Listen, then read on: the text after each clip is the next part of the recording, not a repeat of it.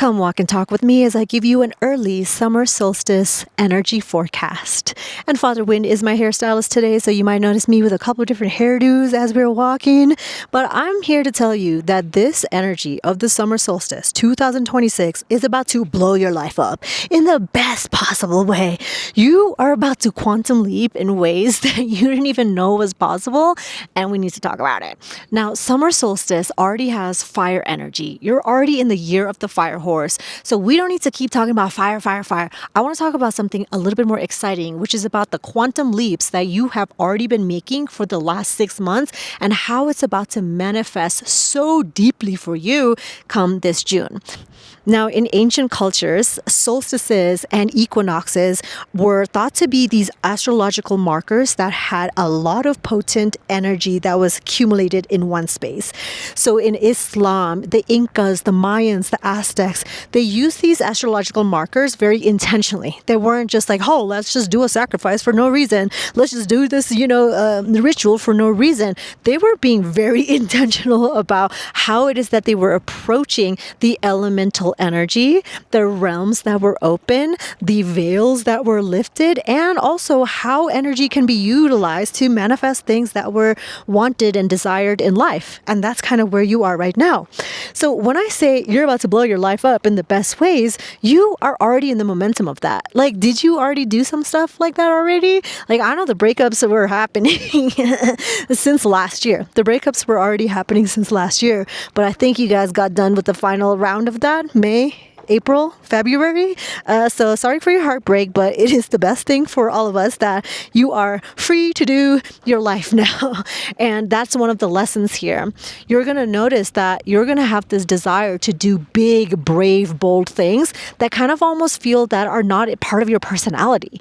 And you notice that there's people around you that are also blowing up their lives at the same time, especially if you're somebody who's mystically inclined, you're spiritually inclined, you're attuned to nature. You feel like you're being called somewhere, called to a thing, whether it's like a physical location, whether it's like a vocation, whether it's a career, or whether it's in a community space. I don't know that for you, but there's like a calling that you're being called to answer. And that requires you to sometimes shift micro things in your life in order to like fully answer that calling. And sometimes it means like, oh, you were like not in your calling at all. So like, let's get to it. It's time to get to that. And there's like fear to that, like anytime you make any kind of decision where, you don't get immediate feedback and immediate validation and immediate success and greatness, it's like, oh, did I make the right choice? Did I make the right decision? Did I fuck up? Did I somebody validate me? There is gonna be all that feeling, but your soul, this already knows, and it's going to keep validating you. Every step that you take that is scary and different and feels right, but you don't have any tangible evidence to say that it's right, your soul is going to validate. Yes, I'm getting closer to the things that I want to do, things that I want to experience, the things that I want to have as part of my lived experience in this world that we call the playground. I'm getting closer to that feeling. So don't be scared, because it's already in motion. And anytime we're talking about energy, and specifically this particular summer solstice energy, it is not happening in a vacuum, meaning that it's not like, oh, one day you're just feeling all these things and all of these things are going to just happen in this like one portal thing. Everything is cumulative, okay? It's compounded energy. So last year, watch the episode from last year, we were talking about being aligned to your mission, letting go of the things that were no longer for you, going through the shed year, yada, yada, yada. We already did this. Now we're in this moment. We're saying, actually, I don't think I need to keep asking like what I'm meant to be doing. And I feel really silly about like continuously asking like, what should I do? And then when you take your plant medicine and you do your ayahuasca and then you go on your mushroom journey and then you do therapy and breath work, it tells you the same thing. It tells you this thing, right? So at this point, you're like, yeah, should I like get a 16th opinion? Should I get another opinion about like where I should be, who I should be, who should I be, Should I get another opinion, or is it time to pull my big girl panties up and actually get to it? Do I want to be a victim of myself, or should I actually get to it? And sometimes getting to it means that you gotta just erase everything that's happening that's draining your energy, and that is not towards the thing that is very clear to you already. Okay, so the question that you ask in this solstice is important because it's not about the fact that you don't know what this is. You very much know what this is. What you're now asking is, am I brave enough to take the steps in order for me to be in the thing that I already know I want to be doing? Okay, fill that example in for whatever variation of that example makes sense for you. So if it is that you want to make art, or you want to sing, or you want to create, or you want to have a business, or you want to, fill in the blank, whatever that is for you, you already know that's the want. But the steps to get to the want requires you to be an energetic match for you to do the actions, to say the things, to be the thing, to be in the energetic direction of the thing that you already know you want. Okay? So here's where you have to slap yourself on the wrist and be like, okay, in what ways am I a victim of myself right now? Okay. And it might be the victim of your thoughts, your behaviors, your environment, your loneliness, your belongingness, and blowing your life up in a different stage of your life is completely different, right? So when you're blowing your life up when you're in your 20s, it's not the same as when you're blowing your life up when you're in your 30s or 40s or 50s or 60s. Your gender matters. A lot of the women that I work with, we're in our late 30s. And there's considerations of biology, children, partner, love life, being independent, feeling like you're behind somehow, feeling like all of these years you should be further along some way and you have nothing to show for it. You feel like you're starting back at square one and you feel like a 26-year-old again when you're actually in your early 40s, your late 30s, and you feel like your age, There's all of these really real, true, human, compassionate narrations that are going to happen. And that's the word, like compassionate narration is not that you're immune to this narration, is that you're going to have to meet yourself at that narration and still choose to choose you. Okay? Choose to choose you. Okay, you hate that. But now, what was I talking about? I said maybe there's people in your life who you're already witnessing, and maybe you're the example in other people's life who has, made some big decisions and bold decisions for yourself.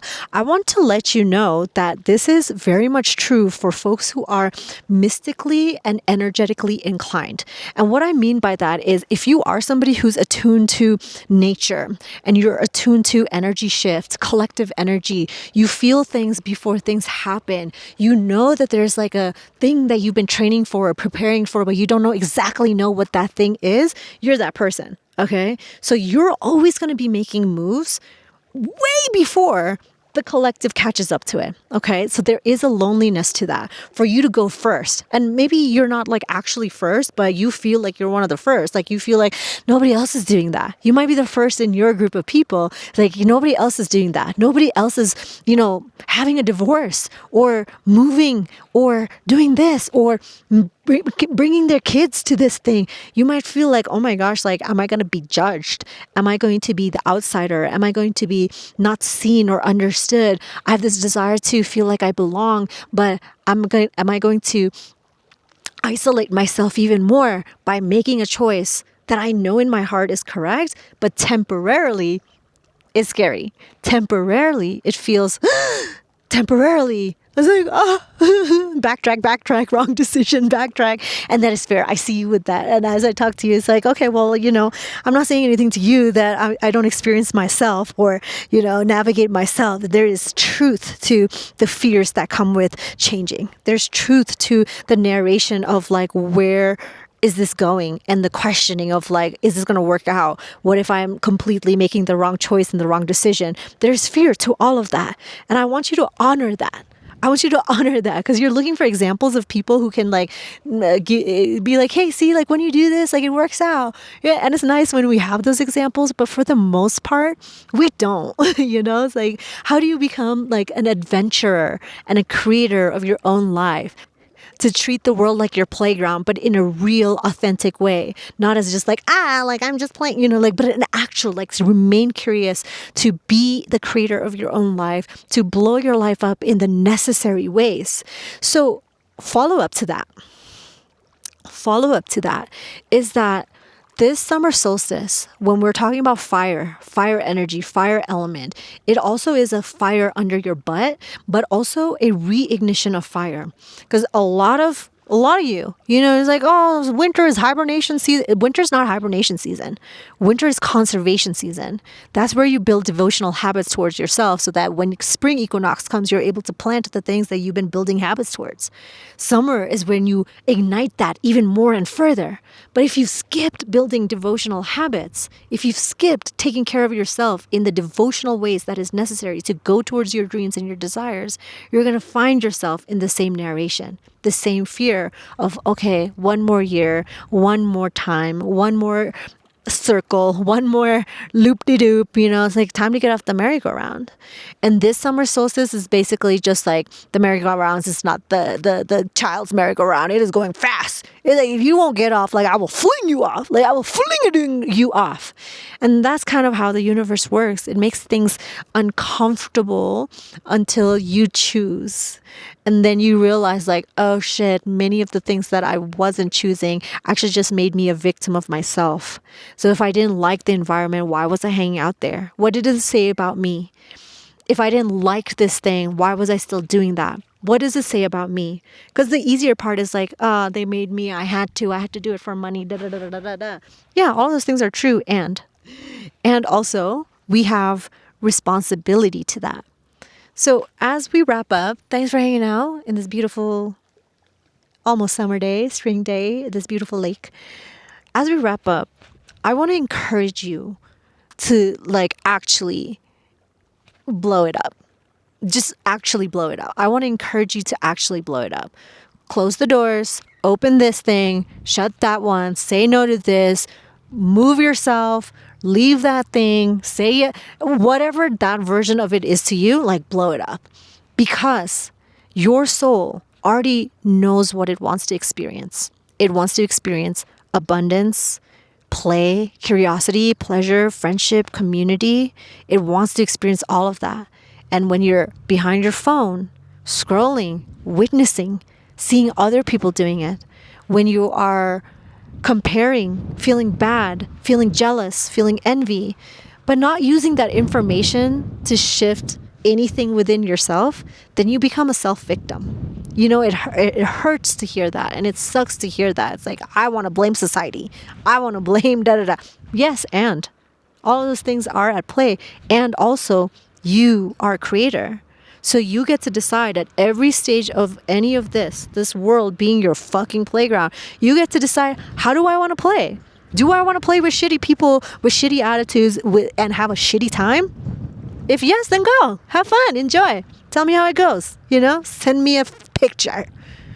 But if that's not, you want to have rivers and lakes and beauty and curiosity, vitality, pleasure in whatever ways, then pursue that. Pursue that for yourself. Because otherwise, you're like, here's some water, but I don't go to it. Here's a mountain, but I never look at it. Here's all these other things that the world has, but I never utilize my privilege to experience that. What does that say about me? So fire energy is not fire towards other people, rage, aggression. Waste your time that way if you want to. This is not that one. This is towards yourself. This fire, rage, energy is towards yourself. For all the things that you know you want to experience and do that you didn't. And it's still not too late. It's actually not too late. It's like actually never too late. And the 21-year-old is like, oh, it's too late for me. I'm almost 30. And then the 40-year-olds are like, oh, it's too late for me. And then the 60-year-old, you know what I mean? Like, it is never too late for you.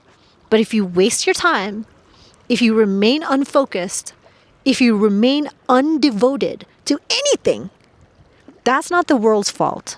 That is not your circumstance. That is a choice that you make within yourself to remain in Loserville. There's no stickers for being in Loserville, my guy. There isn't. I probably have some stickers on me. It's my nephews. I have some ninja stickers. But they're not for you. There's no stickers for Loserville. Change it for yourself, okay? And remember, the world is your playground. And until next time, I will catch you soon.